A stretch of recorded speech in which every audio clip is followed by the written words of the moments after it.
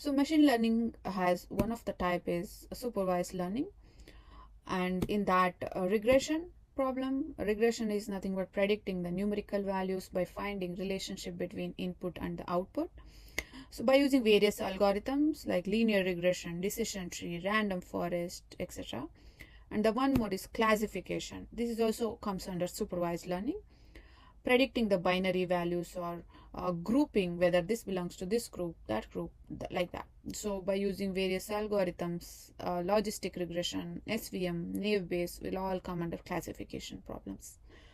The other type of machine learning is unsupervised machine learning. So it has two types, clustering and dimensionality reduction. Unsupervised learning is nothing but predicting the outcome without any labels on it, without knowing the right answer.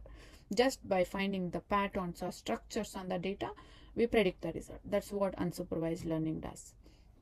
So under that, clustering. This means grouping things based on a similarity without knowing the label, as I said.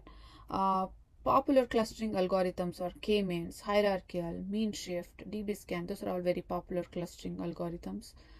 And sometimes your data has too many features, like trying to understand a recipe with 500 ingredients. How will you use that data? So that's where dimensionality reduction comes.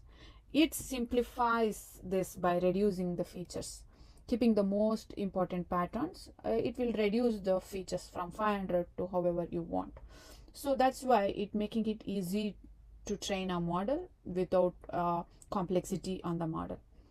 So the main algorithms used for this is PCA, TSNE. Those are all various algorithms used for dimensionality reduction.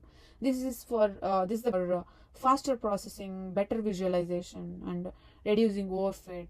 Those are all best use cases for dimensionality reduction. Thank you for watching. If you found this helpful, give it a big thumbs up, share it with your fellow learners, and don't forget to subscribe for more intuitive explanations like this. Thank you for watching.